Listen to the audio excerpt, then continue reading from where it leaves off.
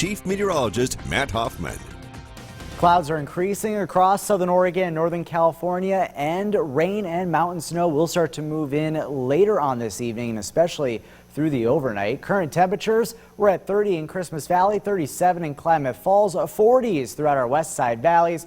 And for the coast, right now 47 in Brookings. Winds are starting to pick up at the Sexton Summit, also in Gold Beach, and we'll continue to see these winds pick up for our region overnight and then into tomorrow. And some of those winds will be strong. They'll start to get the strongest for the coast late tonight, and then a high wind warning will go into place starting at 4 a.m. Rain and snow will become widespread by the start of tomorrow.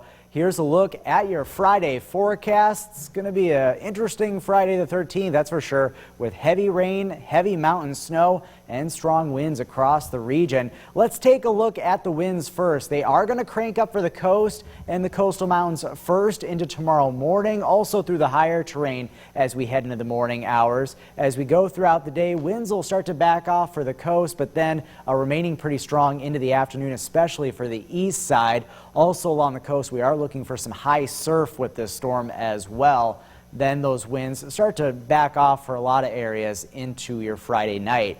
Here's a look at high wind warnings for the coast and for the east side. These areas could see south winds gust up to 65 miles per hour. We also have several wind advisories in place. All of these alerts are on our website, kdrv.com, where you can get the details on that. As far as winter storm warnings go, mainly for our higher elevations above 5,000 feet in southern Oregon and above 4,000 feet in the Mount Shasta area for tomorrow. These areas will see significant snow and strong winds that will lead to big impacts to travel. Now, the Mount Shasta area under a winter weather advisory, also in the Klamath Falls area and much of the east side below 5,000 feet and above 3,000 feet there in southern Siskiyou County. These areas will see accumulating snow, gusty winds, and some tricky travel at least. Here's a look at snowfall amounts. Highest amounts along the Cascades, 1 to 2 feet of snow, 4 to 8 inches at Mount Ashland.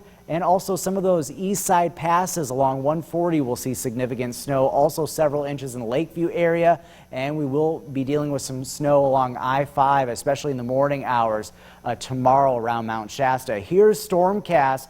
After midnight, snow starting to develop along the Cascades, rain moving in along the coast. By morning, it's going to be a difficult morning commute around the area. We'll see moderate to heavy rain west of the Cascades, higher elevations dealing with snow, some of it heavy at times, and those winds will be strong for your Friday. Later in the day, the precipitation will become a bit more scattered and off, and then things will gradually die down tomorrow night.